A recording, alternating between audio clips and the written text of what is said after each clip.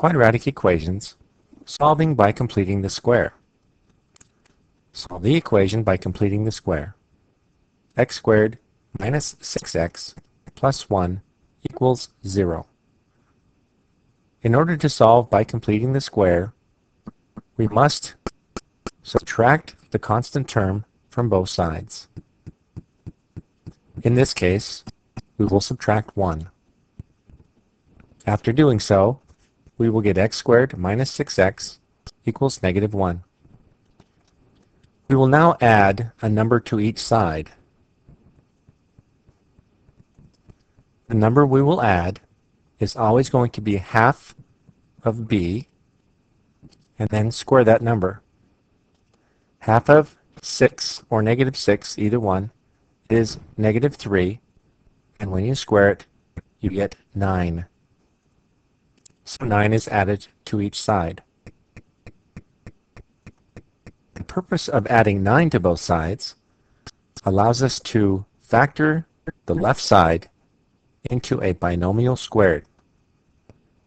X squared minus 6x plus 9 will factor into x minus 3 squared, which is also x minus 3 times x minus 3.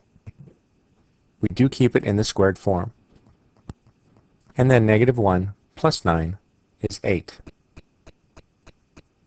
We are still trying to solve for x, so at this point we will square root both sides.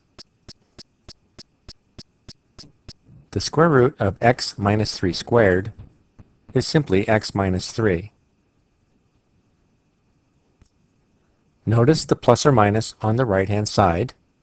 When you square root both sides of an equation, if x is on the left side, you plus or minus the right side.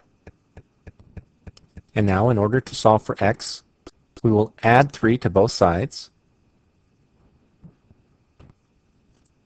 which equals 3 plus or minus 2 radical 2.